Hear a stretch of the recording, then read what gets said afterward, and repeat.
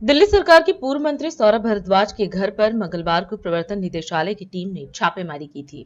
बुधवार को प्रेस वार्ता कर भारद्वाज ने पूरी कार्रवाई पर गंभीर आरोप लगाए और दावा किया कि उन्हें साजिश के तहत फंसाने की कोशिश की जा रही है। उन्होंने कहा कि उनके पास दस्तावेजी सबूत हैं जो साबित करेंगे कि यह सब एक क्रिमिनल कॉन्स्पिरेसी के तहत किया गया है। सुबह कल 7:15 बजे के करीब ईडी के कुछ अफसर मेरे घर में आए और इनको हमने घर में दाखिल किया। इन्होंने कहा साहब हम आपकी तलाशी लेना चाहते हैं घर की। मैंने कहा घर आपके लिए खुला है, आप तलाशी लीजिए। इन्होंने मेरे घर में तलाशी लेनी शुरू की और उसके बाद जो है हमारे घर की तलाशी का अभियान शुरू हुआ। और उसके बाद और जो असिस्टेंट डायरेक्टर साहब हैं मिस्टर मयंक अरोड़ा और इनके साथ जो इनके एनफोर्समेंट ऑफिसर थे विकास कुमार, ये मेरे साथ बैठ गए और बोले कि सर हमें आपकी स्टेटमेंट रिकॉर्ड करनी है। मैंने कहा ठीक है जी, कर लीजिए मेरे स्टेटमेंट रिकॉर्ड। और ये मयंक अरोड़ा जी अपने लैपटॉप के साथ स्टेटमेंट को रिकॉर्ड करने बैठ गए। इनके पास करीब 43 क्वेश्चन थे, 43। इन्होंने एक एक करके मेरे से प्रश्न पूछे। मैंने बिल्कुल तसल्ली से आराम से हर प्रश्न का जवाब दिया लास्ट तक। प्रश्न होते होते होते होते 7, सवा 7 बज गए होंगे। बीच में 6 बजे के करीब इनका एक आदमी मेरे यहाँ ग्राउंड फ्लोर पे, जहाँ हमारे पिताजी का एरिया है और हमारी बैठक है, वहाँ पे पुराने कागज कुगज रखे थे, वो वहाँ पे ढूंढ मचा रहा था। तो मैं तो ऊपर था, तो वो आया कि सर मेरे को कुछ मिल गया।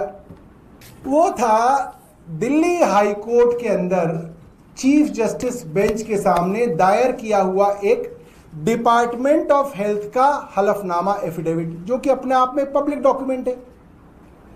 तो वो इसको पढ़ने लगे और फिर उन्होंने बोला कि सब देखो, इन्होंने मेरे ऊपर जो जो इल्जाम एफआईआर के अंदर लगाए हैं उन सब के विषय में उसके विपरीत जो मेरी बाकायदा रिटन डायरेक्शंस हैं वो इसके अंदर मिनट्स ऑफ मीटिंग के तौर पे मौजूद है। अब मैं मंत्री रहा नहीं, मेरे पास डॉक्यूमेंट सारे थे नहीं, तो मैं बड़ा परेशान था यार। ये सारे डिसीजन तो मैंने ले रखे और ये इसके विपरीत मुझे फंसाने के चक्कर में। तो मैंने कहा भाई एक काम करो, ये वाला भी ऐड कर देंगे। तो कह रहे हाँ सर वो तो करो, वो तो वैसे भी हमें आपसे एक प्रश्न और पूछना है कि ये जो इंफ्रास्ट्रक्चर प्रोजेक्ट्स के अंदर डिले हुई उसमें आपकी क्या जिम्मेदारी थी, क्या आपने अपनी जिम्मेदारी निभाई या नहीं निभाई। तो मैंने कहा लिखना शुरू करो। और मैंने कहा कि भाई ऐसा है, 9 मार्च को मैं मंत्री बना, अस्पतालों के विषय में देरी हो रही है, उसके विषय में पहली मीटिंग मैंने 9 मार्च को मंत्री बना, 22 मार्च को मैंने मीटिंग करी, उसके बाद अप्रैल में करी, फिर उसके अगले महीने करी, उसके कई मीटिंगों की मतलब लाइन लगी हुई है मीटिंगों की मेरी, और सब में डायरेक्शन दी हुई है मैंने, ये करो ये करो ये करो, जल्दी करो, ऐसे करो वैसे करो, ये करो। तो साहब वो टाइप हो गया।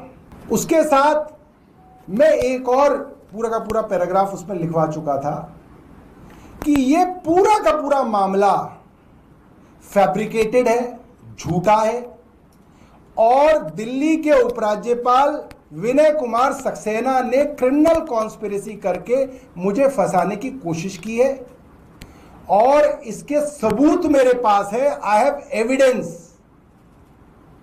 मैंने उनको कहा मेरे पास ऑडियो वीडियो रिकॉर्डिंग्स हैं, डॉक्यूमेंट्री एविडेंस है जिसके अंदर क्या क्या हुआ, कैसे अफसरों को डायरेक्शन दी गई, कैसे डायरेक्शन पे अफसरों ने मुझे फंसाने की कोशिश की।